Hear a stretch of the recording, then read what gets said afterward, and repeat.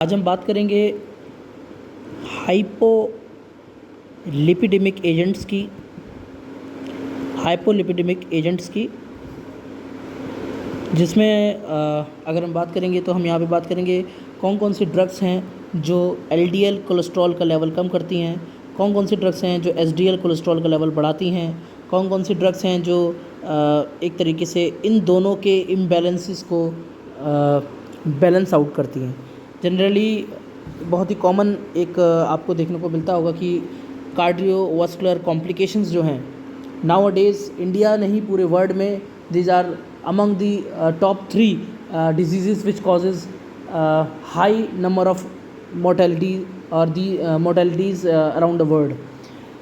Generally this is due to the अगर हम cardiovascular complications की बात करते हैं like we have atherosclerosis, atheroma formation, then अगर then we have MI, we have congestive heart failure, we have stroke.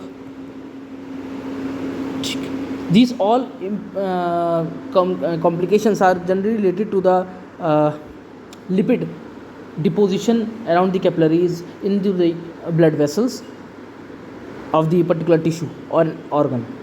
And अगर देखा जाए तो इसको आप ट्रीट किस तरीके से करते हैं, मैनेज किस तरीके से करते हैं, वो बहुत इंपॉर्टेंट है। स्ट्रोक की बात आती है तो उसको मैनेज करने के बहुत तरीके होते हैं, लेकिन हम यहाँ पे बात करेंगे हाइपोलिपिडेमिक एजेंट्स वो किस तरीके से जनरली जो लिपिड के जो डिसरेगुलेशन है उसको किस तरीके से रेगुलेट करते हैं और बैलेंस आउट करते हैं। जो भी एलडीएल का लेवल बढ़ा हुआ है उसको कैसे प्लाज्मा से वो सेल्स के अंदर जनरली ट्रांसफ़र कराते हैं, अपटेक जो है वो बढ़ाते हैं, इसकी वजह से प्लाज्मा में एलडीएल का लेवल कम हो जाए। बिकॉज एलडीएल जो है ये बहुत सारी प्रॉब्लम आगे क्रिएट करता है। हम आपको देखेंगे it is the main culprit for cardiovascular complications.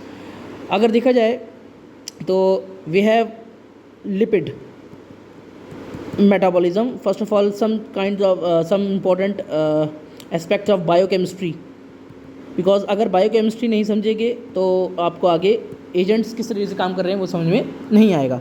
से फॉर एग्जांपल जनरली हमारी बॉडी जो है वो लिपिड्स को इस तरीके से हैंडल करती है, बहुत ही नाइसली वे में हैंडल करती है।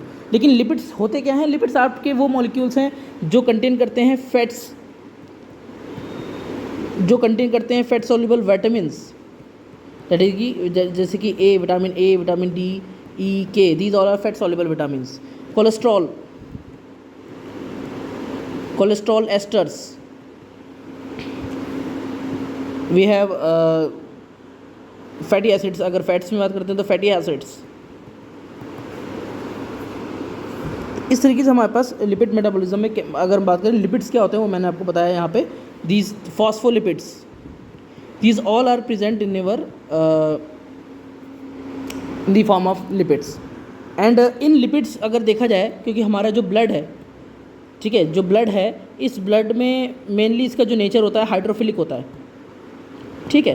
बिकॉज आप जानते होंगे ब्लड में मेनली जो चीज़ें होती हैं वो ज़्यादातर हाइड्रोफिलिक होती हैं, इसीलिए क्योंकि लिपिड पोर्शन है तो लिपिड जो भी हम खाते हैं, इंजेस्ट करते कोई भी फैटी फूड, तो वो डायरेक्टली सिस्टमिक सर्कुलेशन में नहीं भेजा जाता है, वो पहले लिम्फेटिक वेसल्स उठाती हैं। क्योंकि एक तो लिपिड्स का साइज़ जो है वो इतना भारी होता है, इतना ज़्यादा होता है कि उनको ब्लड वेसल जो नॉर्मल आर्टरीज वीन्स हैं वो उनको नहीं उठा पाती हैं। So we have to decrease their size, और कैसे होगा वो हम आगे देखेंगे। और डायरेक्टली एक और प्रॉब्लम है कि अगर हम इन मॉलिक्यूल्स को डायरेक्टली ब्लड में भेज देंगे तो ब्लड हाइड्रोफिलिक है और ये सब मॉलिक्यूल्स हाइड्रोफोबिक होते हैं, तो दे कैन कॉज प्रॉब्लम्स और बहुत ही ज़्यादा प्रॉब्लम्स कॉज कर सकते हैं। तो हमारी बॉडी इस चीज़ को बहुत अच्छे तरीके से रेगुलेट करती है। कैसे करती है? अगर आप देखें तो से फॉर एग्जांपल हम यहाँ पे दो तरीके की फ़ैट इंटेक की बात करते हैं। एक वो जो हम इंजेस्टेड करते हैं, the food we ingested, and the food जो हम इंजेस्ट करते हैं, खाते हैं, उसमें जो फ़ैट है उसको कैसे एसिमिलेशन होता है फ़ैट का, उसकी हम बात करेंगे। दैट इज़ लिपिड्स की मेनली हम बात करेंगे। सेकेंड थिंग, हमारे जो सेल्स हैं वो खुद भी क्या बना सकते हैं, दीज लाइक लिपिड्स बना सकते हैं, जैसे कि कोलेस्ट्रॉल, ठीक है। तो इस तरीके से हमारी बॉडी जनरली हमारी बॉडी में दो जगह से लिपिड्स आते हैं, एक वो जो हम इंजेस्ट खाते हैं और एक वो जो हमारी बॉडी खुद बनाती है, like cholesterol we have. And इनका फंक्शन बहुत इंपॉर्टेंट है, बिकॉज आप देखेंगे एलडीएल की आप बात करें तो LDL is not a bad cholesterol, it is a bad cholesterol in high amount, but in normal amount it will aid in the formation of various fat soluble vitamins as well as the cholesterol. बहुत सारी चीज़ें बनाने में, bile acids में, इन सब बनाने में बहुत रोल ये प्ले करता है। ठीक है। सेकंड थिंग जो आपको पता होना चाहिए कि इन लिपिड्स को अगर ये डायरेक्टली नहीं भेजे जाएंगे क्योंकि इनका वेट बहुत ज़्यादा है, हाई मोलिकुलर वेट है, हाई मोलिकुलर वेट है, तो इन लिपिड्स को डायरेक्ट कैसे भेजा जाएगा? इन लिपिड्स को व्हीकल चाहिए होता है, दे नीड ए व्हीकल जिसके थ्रू बैठ के ये डिफरेंट टिश्यूज़ में डिस्ट्रीब्यूट हो जाएं, and this vehicle is called as lipoproteins. Lipoproteins हम आगे देखेंगे। These lipoproteins are like we have chylomicron, we have VLDL, we have IDL, we have LDL, we have HDL, and इन सब का function अपना अलग अलग है। Mind it, lipoprotein they contain the lipid part as well as the protein part, and these proteins are like alpha proteins and the beta proteins. Alpha proteins are called as apo A proteins and beta proteins are called as apo B proteins. Okay, तो इसके बारे में हम आगे देखेंगे। Apo small ए बना रहा हूँ, ठीक है, small A and small B, ठीक है। तो अभी तक समरी में हमने ये बताया कि लिपिड्स क्या होते हैं। लिपिड्स को डायरेक्टली सिस्टम सर्कुलेशन में नहीं भेजा जाता because they are very hydrophobic in nature. हमारी बॉडी इनको इस तरीके से भेजती है जैसे कि इस तरीके से शेल बनाती है। अंदर जो होंगे वो लिपिड पार्ट होंगे, जितने भी लिपोफिलिक पार्ट होंगे, जितने भी लिपोफिलिक पार्ट होंगे वो सेंटर में होंगे। अगर ये लिपोप्रोटीन बना रहा हूँ क्योंकि ये व्हीकल है, इसके अंदर लिपिड्स होंगे, कोलेस्ट्रॉल एस्टर्स होंगे। कोलेस्ट्रॉल का जो OH ग्रुप है वो तो बाहर होगा क्योंकि हाइड्रोफिलिक है, लेकिन और जो लिपोफिलिक ग्रुप है वो अंदर की तरफ होगा। ऐसे ही फॉस्फोलिपिड्स का फॉस्फेट आप कह सकते हैं बाहर तरफ होगा, और लिपिड पोर्शन जो है वो अंदर की तरफ होगा, ठीक है। ऐसे कोलेस्ट्रॉल एस्टर्स होंगे वो सेंटर की तरफ होंगे। ट्राइग्लिसराइड्स जो होंगे वो भी आपके सेंटर में होंगे, सेंटर ट्राइग्लिसराइड, बिकॉज ये आपके एस्टर्स हैं। किसका ट्राइग्लिसराइड क्या होता है? Triglyceride is an ester of glycerol and fatty acids. Fatty acids और ग्लिसरॉल का जो होता है उसका मिश्रण उसका जनरली एस्टर होता है, क्योंकि फैटी एसिड और अल्कोहल मिलकर एस्टर बनाते हैं। सो ट्राइग्लिसराइड इज एन एस्टर। तो ये सब चीज़ें अगर आपको समझ में आ गई हैं तो हम आगे बढ़ते हैं। Lipoproteins, these are the vehicles, हमेशा याद रखना, दे आर द व्हीकल्स। ये लिपिड्स को उठा के ले जाएंगे और डिस्ट्रीब्यूट करवाएंगे, और अंत में खुद जाके लीवर में डिस्ट्रीब्यूट हो जाएंगे, और फिर उनका बाद में फर्दर प्रोसेसिंग होगी। ओके, तो इस तरीके से हमारी बॉडी हैंडल करती है बहुत ही नाइसली, बहुत ही एक अच्छे तरीके से हमारी बॉडी लिपिड्स को हैंडल करती है। But excess of lipids, these lipoproteins mainly, they will get stuck into the capillaries and they will cause the damage of the membrane, and that will cause what is called as the rigidity of the membrane, or what is called as the atherosclerosis formation.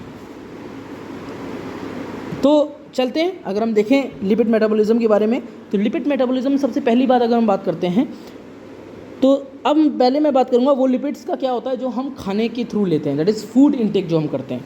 जब food intake हम करते हैं तो हमारे पास fats आता है। इन fats को हमारी जो मान लीजिए आपका स्टमक है, इस स्टमक सबसे पहले तो हमारा जो ओरल कैविटी है, ओरल कैविटी में यहाँ पे पाया जाता है what is called as the lipase, ठीक है। लाइपेज जो फैट को तोड़ता है, डाइजेस्ट थोड़ा बहुत डाइजेस्ट करता है, ज़्यादा डाइजेस्ट नहीं होता, ठीक है। देन पेट में we have what is called as the stomach, और स्टमक में भी कुछ लाइपेज रिलीज़ होते हैं।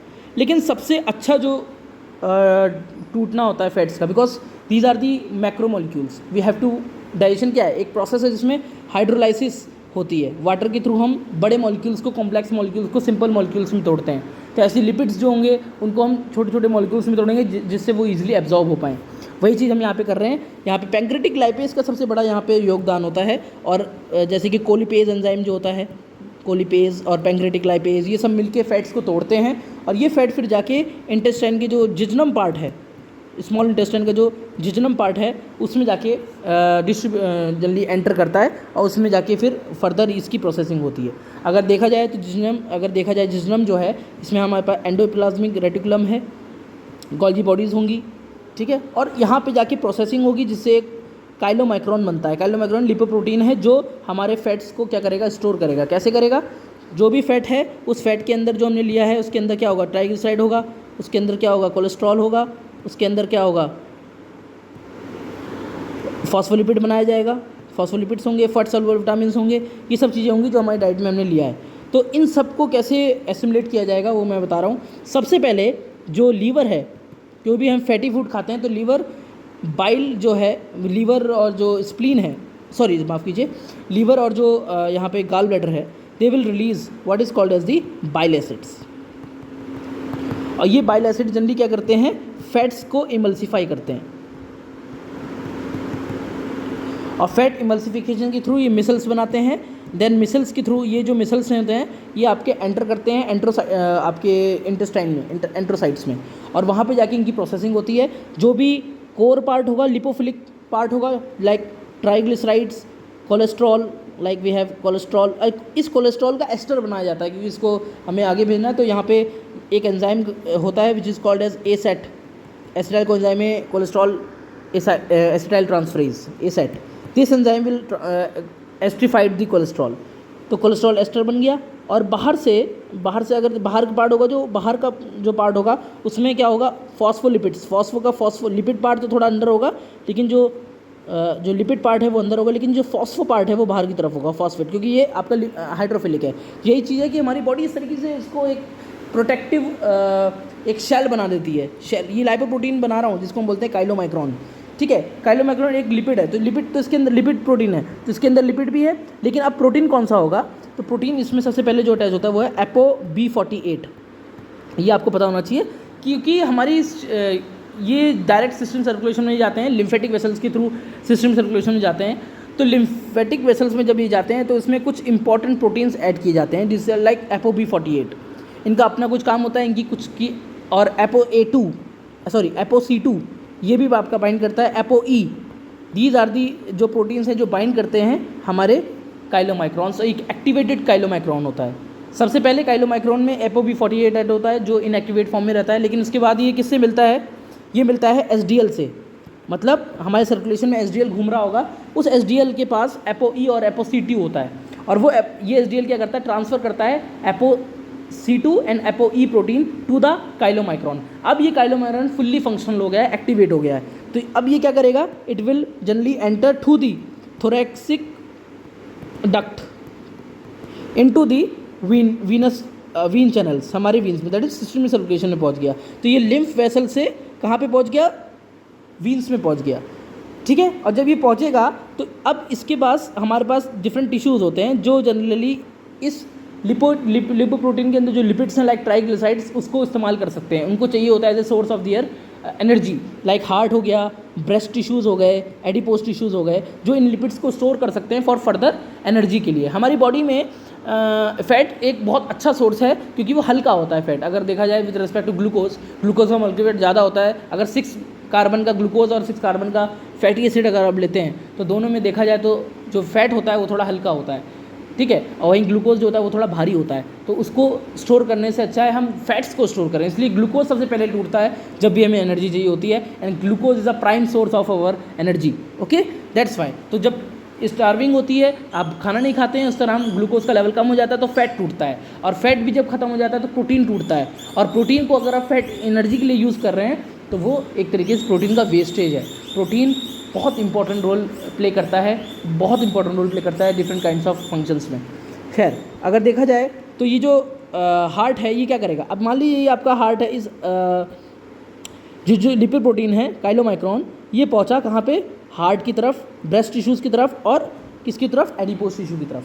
अब क्या होता है, क्योंकि इसके अंदर क्या होगा, इसके बाहर ApoB48 प्रेजेंट है, ApoE प्रेजेंट है, और क्या प्रेजेंट है दोस्तों, इसके साथ साथ ApoC2 भी प्रेजेंट है।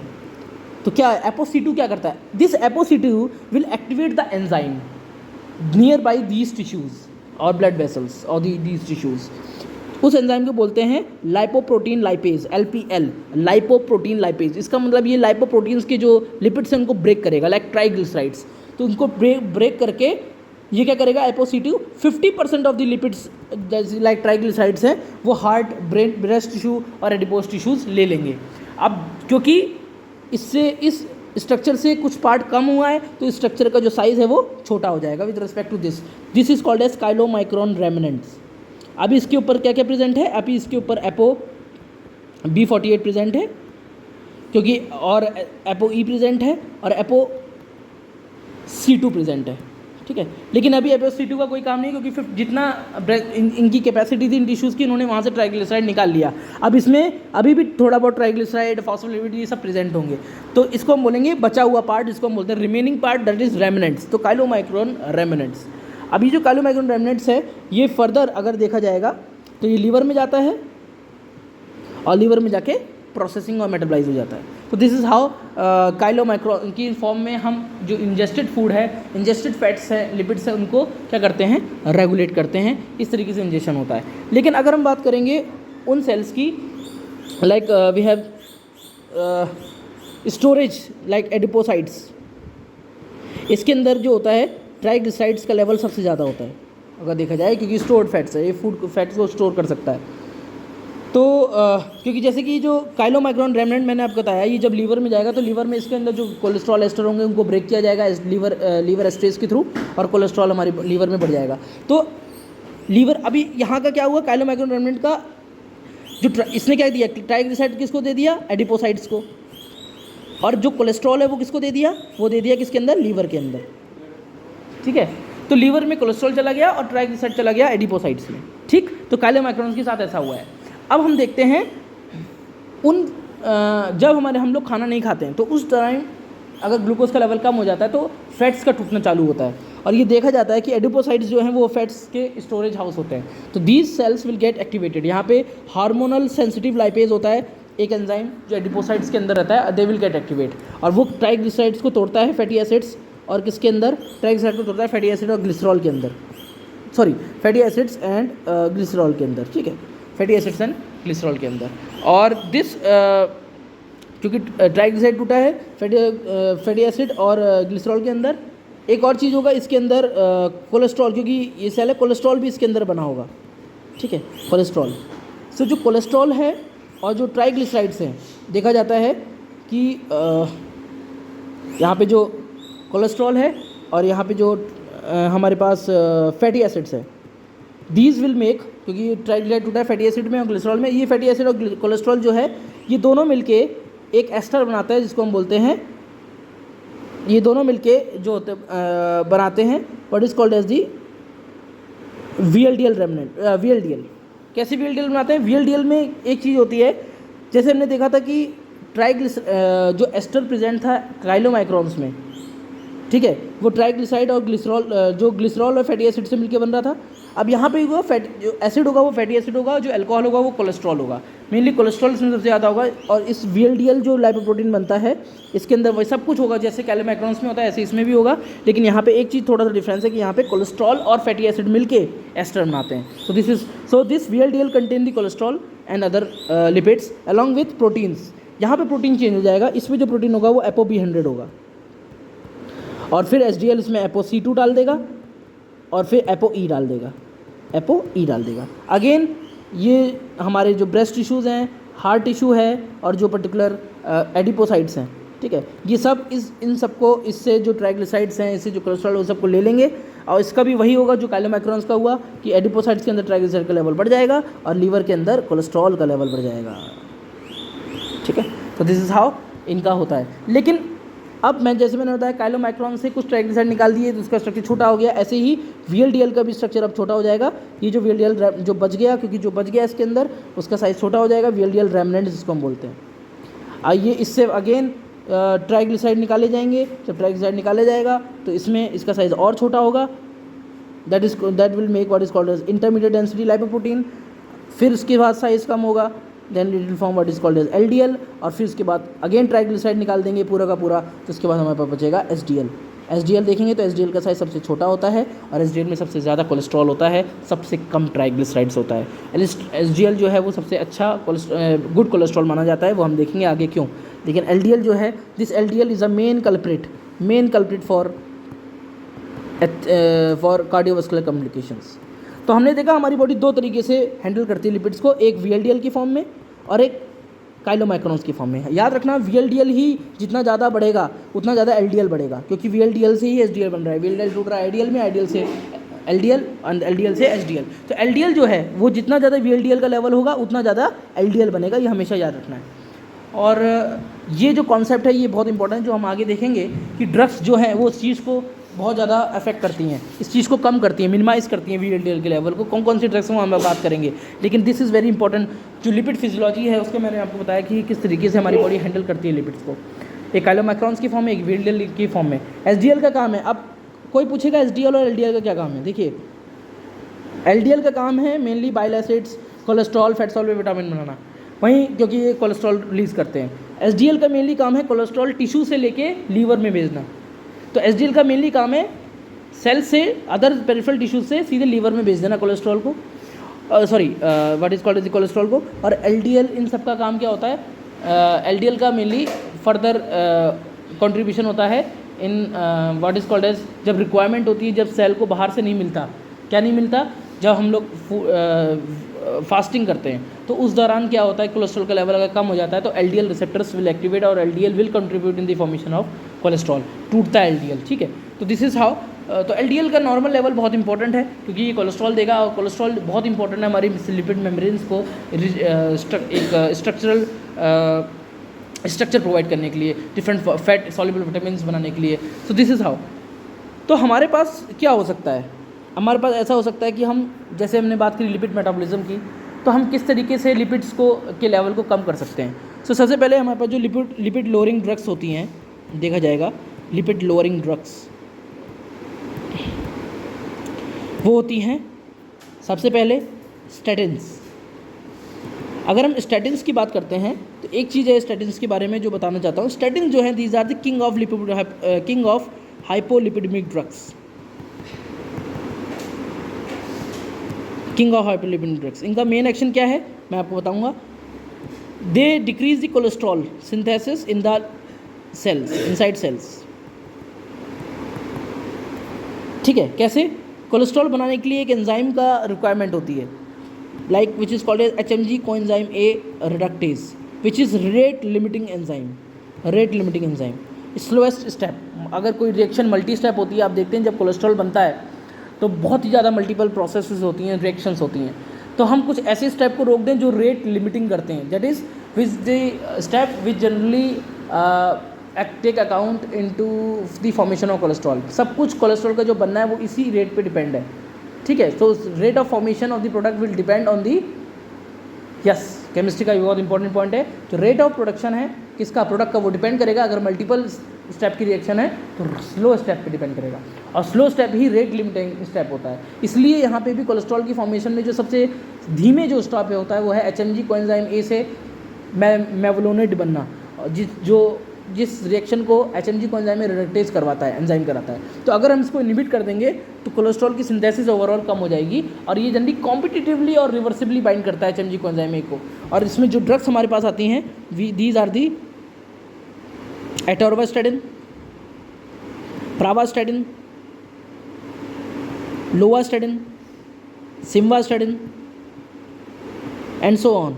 ये सारी ड्रग्स हमारे पास आती हैं, रोजुवास्टैटिन, ठीक है। तो बहुत सारी ड्रग्स हैं जो इसके अंदर आती हैं। अगर इनकी फार्माकोकाइनेटिक्स की बात करते हैं इन ड्रग्स की, तो these drugs generally do what, these drugs are having variable bioavailability. Maximum of the drugs will get occupied और डिस्ट्रीब्यूट इन द लीवर, तो सिस्टमिक अवेलेबिलिटी इनकी बहुत कम है, 30% या 30 से 70% के आसपास है। लेकिन कुछ ड्रग्स हैं जो 100% एब्जॉर्ब हो जाती हैं, लाइक एटोर्वास्टैटिन, सॉरी फ्लूवास्टैटिन। जो फ्लूवास्टैटिन है FLUVASTATIN, फ्लूवास्टैटिन है, वो सबसे ज़्यादा 100% बायोअवेलेबिलिटी इस ड्रग की होती है। सेकेंड थिंग जो इसके बारे में बताया है कि इन ड्रग्स को देखा गया है कि ये लोग HDL कोलेस्ट्रॉल का लेवल बढ़ाती हैं, and this effect is dose as well as statin independent,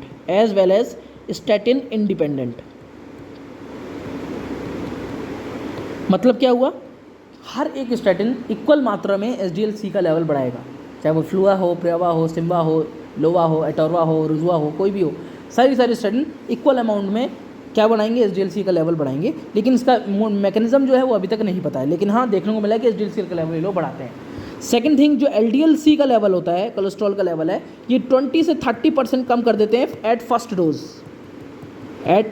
dose, and ये जो इफेक्ट है ये फिर बाद में लॉग लीनियर फॉर्म में इंक्रीज होता है। लॉग लीनियर का मतलब क्या हो गया दोस्तों, लॉग बेस 2 के लेवल पे, कैसे, नॉन लॉग बेस 10, लॉग 2 के लेवल पे बढ़ता है। कैसे बढ़ता है, से फॉर एग्जांपल आपने पहले ड्रग दी 5 mg, और ये 5 mg ने क्या हुआ, इनिशियली 20 से 30% डिक्रीज़ कर दिया LDL-C।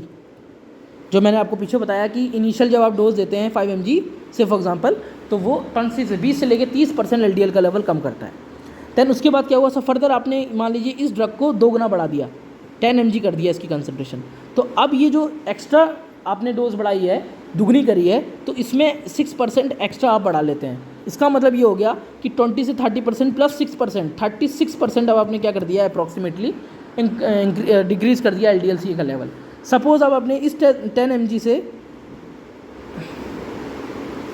सपोज़ आपने इस 10 mg से अब कितनी दी है, 10 mg से अब आपने 20 mg कर दी है, दुगना बढ़ा दिया अगेन, तो अगेन 6% बढ़ेगा, तो 36 और 6 कितना हो गया 42%। अगेन आपने इसका दुगना कर दिया, 22 या 40 mg कर दी, 40 mg से आपने अपने अगेन 6% बढ़ गया, तो 48% हो गया। अब जनरली जो डोज होती है किसकी, स्टैटिन्स की, 40 mg से ज़्यादा नहीं दे सकता, this is maximum tolerable dose. इसका मतलब ये हो गया कि कुछ बुक्स कहती हैं कि LDL का लेवल जो है वो 50% तक घट सकता है अगर आप स्टैटिन देते हैं। ये बात बिल्कुल ठीक है, क्योंकि लॉग लीनियर कर्व जो है वो आपका लॉग लीनियर फैशन में जो LDL का लेवल कम होता है, और 50% ही क्यों कम होता है, 60% क्यों नहीं होता, क्योंकि 50% तक ही आप कम कर सकते हैं, उसके बाद टॉक्सिसिटी बढ़ सकती है, वो टॉलरेबल नहीं होगी dose, because 40 mg and 50%, this is the maximum dose you can provide. Okay, this is about the statin. And second thing तो बहुत इंपॉर्टेंट है, स्टैटिन को हमेशा बेड टाइम पे देना। रात को 12 से लेके 2 बजे तक का टाइम जो होता है वो कोलेस्ट्रॉल की सिंथेसिस का हाई पीक होता है, पीक टाइम होता है, उसमें कोलेस्ट्रॉल जो रिडक्टेज एंजाइम है, HMG कोएंजाइम रिडक्टेज, वो सबसे ज़्यादा काम करता है। तो उस टाइम पे अगर आप किसी चीज़ को इनहिबिट कर रहे हैं, then it will surely give you better efficacy. But ऐसा ज़रूरी नहीं है कि रात को 12 बजे उठ के खाई जाए दवाई, तो इसीलिए हम क्या करते हैं, लॉन्गर एक्टिंग ड्रग्स देते हैं, like atorvastatin and रोजुवास्टेटिन। These both drugs are having very longer half-lives, about 20 hours. So you can give it during morning too. तो मॉर्निंग टाइम पे भी आप इसको खा सकते हैं।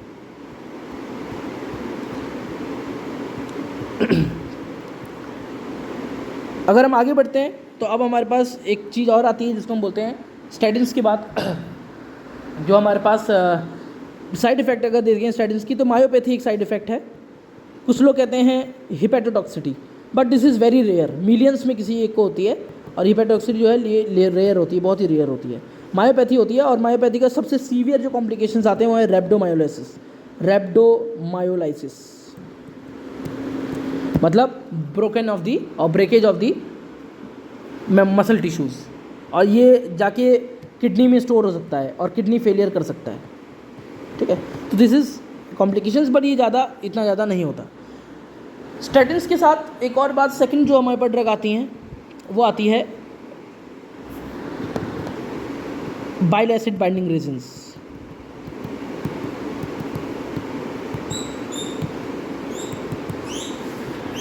बाइल एसिड बाइंडिंग रेजिन्स, जो बाइल एसिड बाइंडिंग रेजिन्स होते हैं, like we have colesevelam, we have colestipol, like कोलेस्ट्रेमाइन,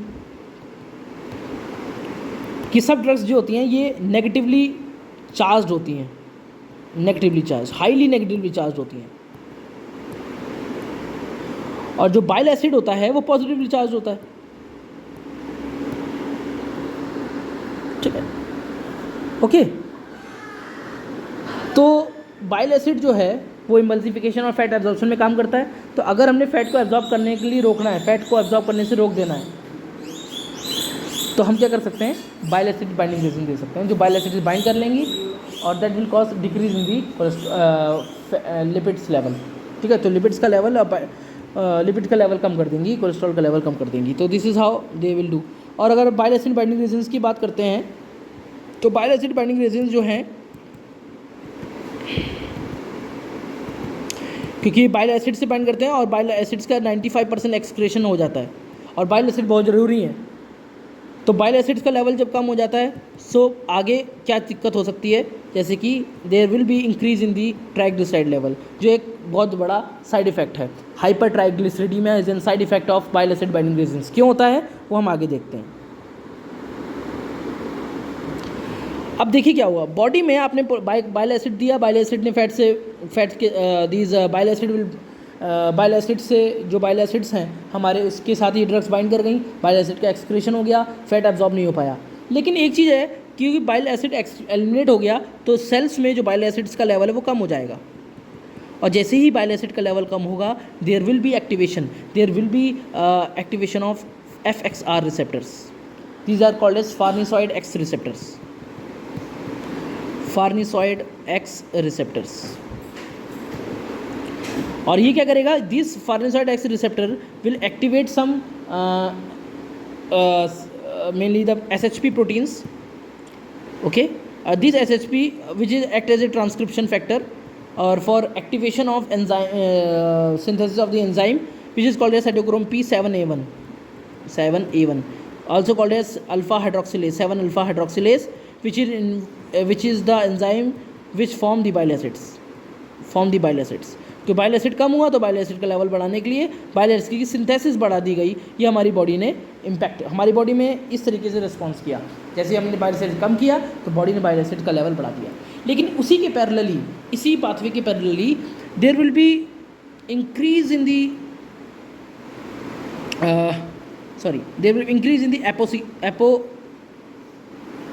decrease in the ApoC3 protein. There will be decrease in the PPR alpha, and there it will. अब the ApoC3 का क्या काम है? Generally क्या होता है, ApoC3 is required for the uptake of triglycerides from the lipoproteins or triglyceride rich lipoproteins into the cells. तो अब सेल्स में क्योंकि ApoC3 का लेवल कम हो गया, ठीक है, तो ApoC3 का लेवल ये लोग बढ़ाते हैं, क्योंकि ApoC3 जो है वो जनरली इस ट्रांसफ़र को इनहिबिट करता है। किसको? सेल्स में ब्लड से ये लाइपोप्रोटीन्स हैं जिसमें ट्राइग्लिसराइड बहुत ज़्यादा है, ट्राइग्लिसराइड रिच लाइपोप्रोटीन्स, तो इनसे ट्राइग्लिसराइड निकाल के सेल्स के अंदर भेजना किसके थ्रू होता है? ये ApoC2 के थ्रू होता है। लेकिन एक ApoC3 भी होता है जो इस प्रोसेस को इनहिबिट करता है, रेगुलेट करता है, एक तरीके से मॉड्यूलेशन का काम करता है। तो ये ApoC3 एंजाइम का अगर लेवल बढ़ जाता है, प्रोटीन का लेवल बढ़ जाता है, तो there will be decrease in the transfer of और uptake of triglycerides from the triglyceride rich lipoprotein into the cells. तो प्लाज्मा ब्लड के अंदर इन ट्राइग्लिसराइड का लेवल बढ़ गया, and this is how they will cause hyper ट्राइग्लिसरीडीमिया।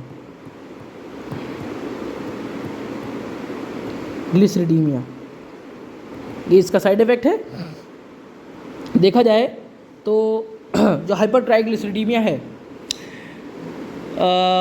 300 mg से ज़्यादा अगर ट्राइग्लिसराइड हो जाता है तो आपको स्टॉप करना होता है बाइल एसिड बाइंडिंग रेजिन देने से,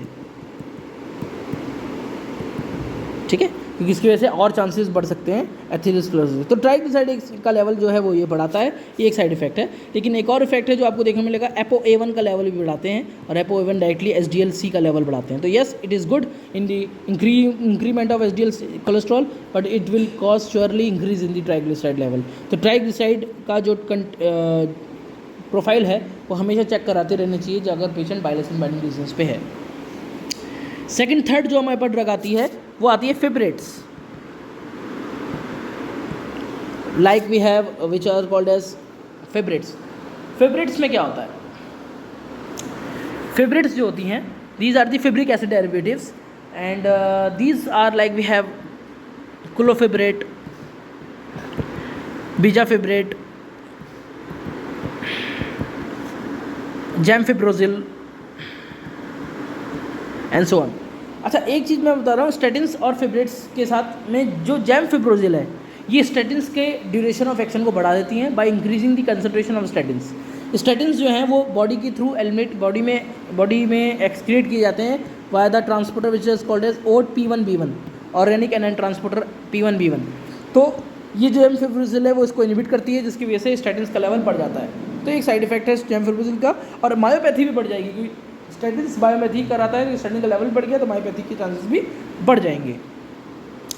सेकंड जो है फिब्रेट्स का अगर मोड ऑफ एक्शन देखा जाए तो फिब्रेट जनरली क्या है, PPAR अल्फा को एक्टिवेट करते हैं, जिसके थ्रू लिपोलाइसिस की जाती है, दैट इज ट्राइग्लिसराइड को तोड़ दिया जाएगा फैटी एसिड और ग्लिसरॉल में, जिसकी वजह से ट्राइग्लिसराइड का लेवल कम हो गया।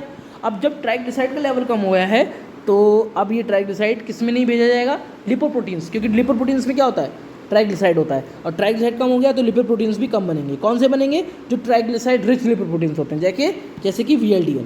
अब मैंने आपको पहले ही बता दिया, VLDL is the main contributor of LDL, तो VLDL भी कम हो गया तो अपने आप LDL का लेवल भी कम हो जाएगा। This is a mode of action, mechanism of action of this PPR alpha agonist drugs like fibrates we have. But fibrates के साथ प्रॉब्लम है कि फिब्रेट जो है वो अदर प्रॉब्लम भी कॉज करवाता है। Fibrates can potentiate the warfarin action, और वारफरिन आपका लो थेरेप्यूटिक इंडेक्स की ड्रग है, तो देने से पहले सोच लेना चाहिए किस तरीके से हमको करना है। फर्दर अगर हम बात करेंगे फोर्थ ड्रग की, then we have niacin. We have niacin जो निकोटिनामाइड की फॉर्म में अगर देखा जाए तो नियासिन एक विटामिन B3 है जो निकोटिनामाइड की फॉर्म में कन्वर्ट होता है और एज ए विटामिन की तरह काम करता है। लेकिन nicotinamide itself is not a good lipid lowering agent. The mode of action is only by the niacin. Niacin जो है वो मेनली कंट्रीब्यूट करता है लिपिड के लेवल को कम करने में। और प्रॉब्लम क्या है कि इसकी बहुत ज़्यादा हाई डोज चाहिए होती है इस ड्रग की। In grams you need to have get a efficacy to decrease what is called as a significant amount of the lipids in the plasma. Niacin का मोड ऑफ एक्शन ये GPCR coupled GI receptors को activate करते हैं, जिसकी वजह से there will decrease in the cAMP levels. और ये जो कैम्प का लेवल जब कम हो जाता है तो it will inhibit what is called as a hormone sensitive lipase which is present in the adipocytes. अब ये नहीं होगा, इनिबिट कर दिया तो ट्राइग्लिसराइड्स नहीं टूटेंगे, अगेन ट्राइग्लिसराइड नहीं टूटेंगे, देखिए decrease in the formation of lipoproteins, triglyceride rich lipoproteins, so LDL और VLDL सब कुछ कम हो जाएगा। तो this is the function of niacin. Niacin एक और ड्रग है कि नियासिन ApoA का जो लेवल है, ApoA का लेवल है वो उसको भी कम करती है। ApoA एक तरीके से LDL के जैसा ही होता है, लेकिन उसमें एक एक्स्ट्रा प्रोटीन पाया जाता है ApoB100 के साथ साथ ApoA, और इसका लेवल भी कम करती है। और इसका मेनली प्लाज्मिनोजन जैसा फंक्शन होता है। It will cause breakage of the what is called as the clot. ठीक है, तो इसका थोड़ा एक्स्ट्रा फंक्शन भी है जो आपको देखने को मिला। ऐसे किसी भी लिपिड ड्रग में ऐसा कोई एक्शन नहीं देखने को मिलेगा आपको। फर्दर नियासिन के बाद अगर हम देखें तो हमारे पास अदर ड्रग्स होती हैं। लाइक अगर मैं क्या करूं, लिपोप्रोटीन्स जो बनते हैं लीवर के अंदर, तो एक ApoB जो इम्पोर्टेंट प्रोटीन है ये अटैच्ड होता है, ApoB48 and B100। This is very important proteins. तो अगर मैं इन लेवल्स, इन प्रोटीन्स का लेवल कम कर दूं तो there will be decrease in the formation of these lipoproteins, तो there will be decrease in the formation of LDL2, IDL, LDL सब कुछ कम हो जाएगा। तो ApoB का लेवल अगर मैं कम कर दूंगा तो बहुत अच्छी बात हो जाएगी। सो बीटा लिपोप्रोटीन्स नहीं बनेंगे। तो ये दिस ApoB का लेवल अगर मैं कम करना चाहता हूँ तो we have some antibodies like evolocumab, जो इस प्रोटीन के अगेंस्ट एंटीबॉडीज़ की तरह काम करेंगी। They will bind and damage this ApoB। ठीक है, सेकेंड ड्रग वी हैव, मैंने आपको बताया था जब लीवर में लिपोप्रोटीन्स बनते हैं एंडोप्लाज्मिक रेटिकुलम गोल्गी कॉम्प्लेक्स, तो इन लिपिड ये पहले इनका स्ट्रक्चर इस तरह से बढ़ता चला जाता है। जितना ज़्यादा इसमें ट्राइग्लिसराइड ऐड कर दिया जाएगा उतना ज़्यादा इनका स्ट्रक्चर जो है वो बढ़ता चला जाएगा। तो ट्राइग्लिसराइड्स का एडिशन जो होता है in the formation of lipoproteins, ये जो ट्रांसफ़र होता है ट्राइग्लिसराइड्स का इन दीज लिपोप्रोटीन्स वो MTP प्रोटीन्स के थ्रू होता है। These are microsomal triglyceride transfer proteins. So अगर मैं इसको इनिबिट कर दूंगा, again there will be decrease in the formation of lipoproteins. So MTP like we have lomitapide drug. Lomitapide एक ड्रग है जो MTP को इनिबिट करेगा। ठीक है, एक चीज़ आगे बढ़ते हैं विच इज़ कॉल्ड एज, हमारे पास अगर देखा जाए तो इजिटेमाइब एक ड्रग होती है। जनरली कोलेस्ट्रॉल जब इंटेस्टाइन में एब्जॉर्ब होता है तो एक रिसेप्टर्स होते हैं जिसके थ्रू एब्जॉर्ब होता है, NP1C1 नीमन पीक P1C1L1 लाइक रिसेप्टर्स। तो अगर मैं इनको इनिबिट कर दूंगा तो will be decrease in the absorption, malabsorption होगा फैट्स का, सो कोलेस्ट्रॉल का मेनली। तो इजिटेमाइब में मैं यूज़ कर सकता हूँ, एक अच्छा एजेंट है हमारे पास। ठीक है,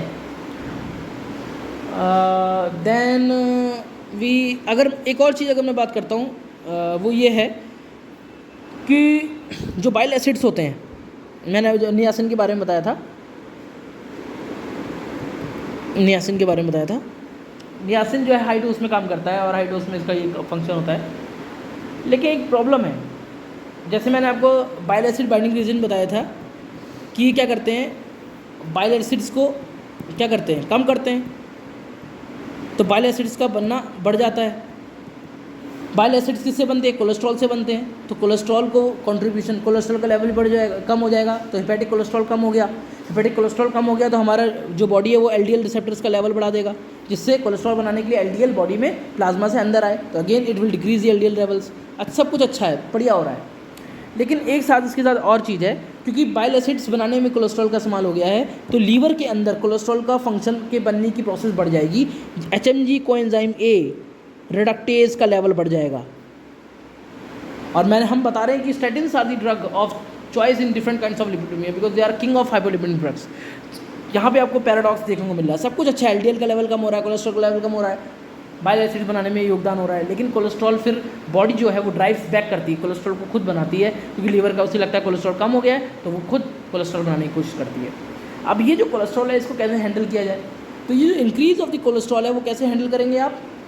जैसे कैसे हैंडल करेंगे? By giving the statins. That's why हम यहाँ पे कॉम्बिनेशन थेरेपी की बात करते हैं। Yes, it is a rational combination of combining the statin along with what is called as bile acid binding resins.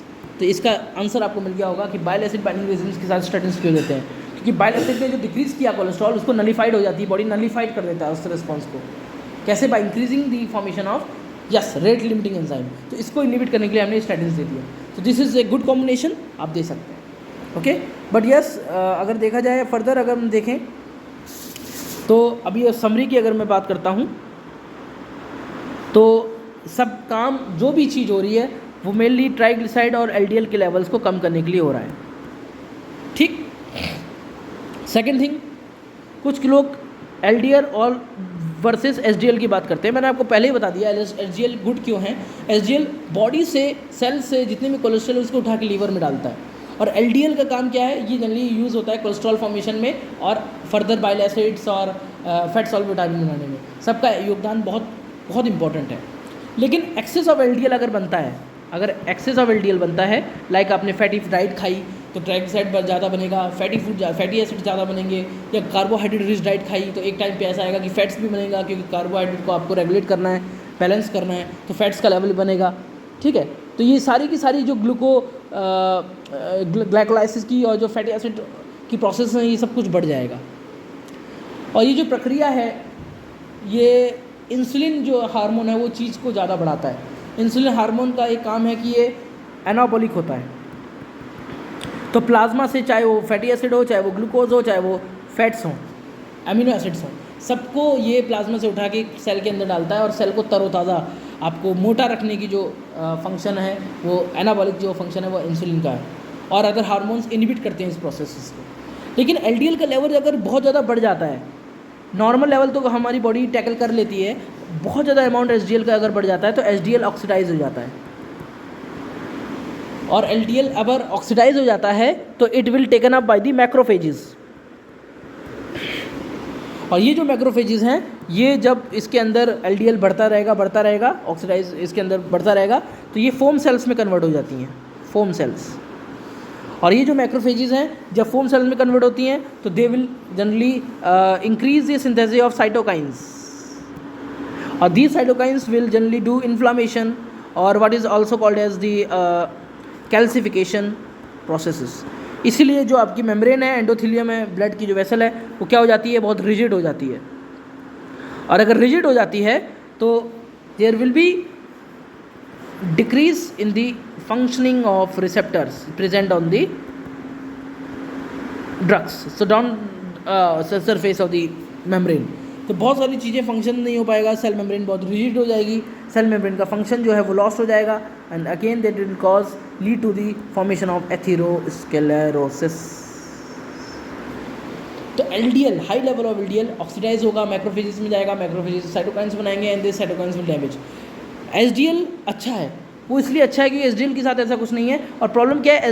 LDL के पास एक प्रोटीन होता है जो मैंने बताया था ApoB100, और इसके पास इसकी सिर्फ सिंगल एक कॉपी होती है।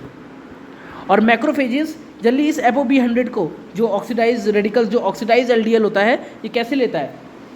जनरली हमारे जो रिएक्टिव ऑक्सीजन स्पीसीज़ हैं, अगर बात करें, ये जो सब चीज़ें बनती हैं, ApoB100 से जो इलेक्ट्रॉन्स हैं वो लॉस्ट हो जाते हैं, इस प्रोटीन से इलेक्ट्रॉन लॉस्ट हो जाता है, ऑक्सीडाइज हो जाता है। ऑक्सीडाइज का मतलब गिविंग द इलेक्ट्रॉन, तो इलेक्ट्रॉन कौन देता है? ApoB100। और ApoB100 खत्म हो गया तो it is act as a biomarker. Lipids liver में LDL को भेजने के लिए ApoE और ApoB100 का बहुत इंपॉर्टेंट काम होता है।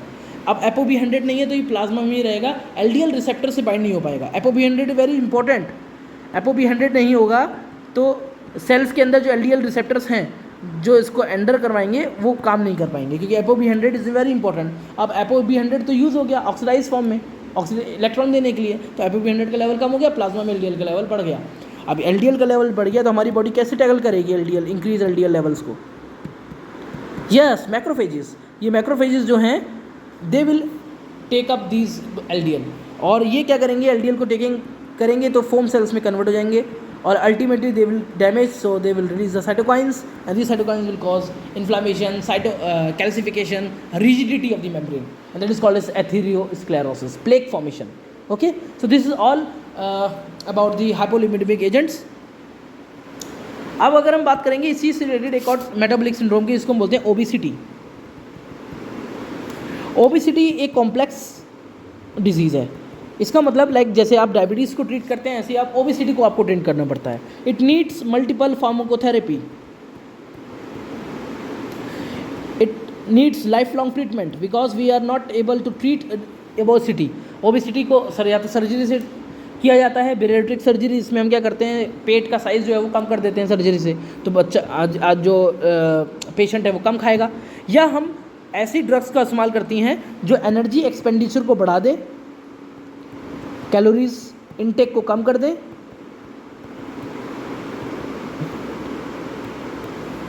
और या फिर हमारे जो फूड इनटेक है उसको भी कम कर दें। तो एनर्जी लेवल, जो एनर्जी एक्सपेंडिचर है उसको बढ़ाने वाली ड्रग्स और फूड इनटेक इन सबको करने वाली, कम करने वाली ड्रग्स जो हैं हम उस पर रिलाई करते हैं। और एक बहुत बड़ी बात है कि जो डाइट है और लाइफस्टाइल है इसका इम्पैक्ट बहुत ज़्यादा होता है इस ओबेसिटी में। ओबेसिटी मैंने आपको बताया,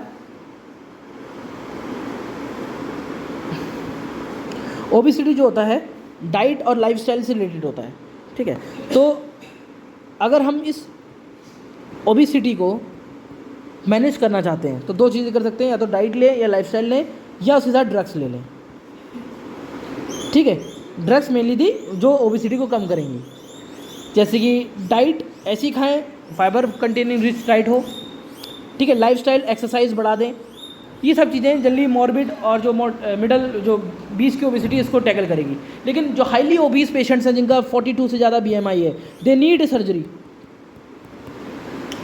ठीक है। तो अभी तक हमारे पास एग्जैक्ट ट्रीटमेंट नहीं है ओबेसिटी का, ठीक है। और ओबेसिटी से कॉम्प्लेक्स है और लाइफ लॉन्ग ट्रीटमेंट यहाँ पे ज़रूरत पड़ती है।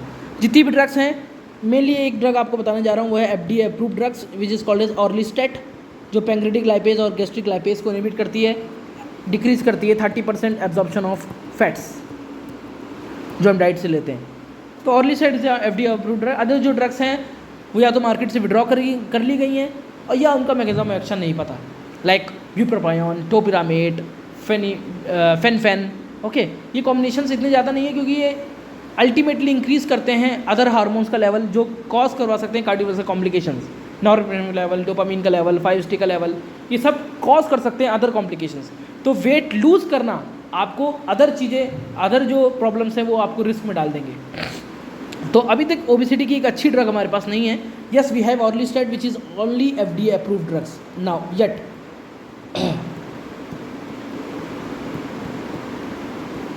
और देखा गया है जैसे ग्लूकोज में क्या होता है कि जब ग्लूकोज की ड्रग्स देते हैं तो suddenly there will decrease in the glucose, ठीक है। लेकिन अगर आपने बीच में छोड़ दिया तो again there will increase in the glucose level. ऐसे ही एंटी ओबीस ड्रग्स के साथ होता है, जैसे आप ड्रग्स लेते हैं there will decrease in the weight, लेकिन जैसे आप छोड़ते हैं क्योंकि बहुत दिक्कत होती है। प्रॉब्लम क्या है, थेरेपी के साथ बच्चा जो पेशेंट है वो थेरेपी के साथ क्या होना चाहिए, जुड़ा रहना चाहिए। अगर बीच में उसने ड्रग छोड़ दी तो देयर विल बी कॉज, तो again there will be increase in the weight. तो जैसे आप ड्रग छोड़ेंगे तो वेट बढ़ जाएगा। It means you need long life treatment. तो अभी बहुत अच्छा हमारे पास नहीं है, बेटर मेथड नहीं है, ट्रीटमेंट मोडेलिटीज़ नहीं है कि हम ओबेसिटी को ट्रीट कर रहे हैं। लेकिन इसीलिए अच्छी बात है कि आप एक्सरसाइज ज़्यादा से ज़्यादा कीजिए, अपनी लाइफस्टाइल को मॉडिफाई कीजिए और समहाउ आप इस ओबेसिटी से बच सकते हैं। कभी कभी ओप्स जो जीन होता है इसका अपसेंट होने की वजह से भी, म्यूटेशन होने की वजह से भी जो पेशेंट है वो बच्चा जो है वो बाई बर्थ ही बहुत ज़्यादा ओबीज होता है। So these are the metabolic disorders. जो हमने 2 मेटाबॉलिक डिसऑर्डर्स की बात करी, लिपिड मेटाबॉलिज्म का डिसरेगुलेशन होने की वजह से क्या क्या चीज़ें हो सकती हैं, एंड सेकंड हमने ओबेसिटी की बात करी, कैसे हम ओबेसिटी को ट्रीट करेंगे। हमारे पास एक ही ड्रग है ऑर्लिस्टेट, बाकी लाइफस्टाइल मॉडिफिकेशंस पे बात चलती है। ठीक है, थैंक यू।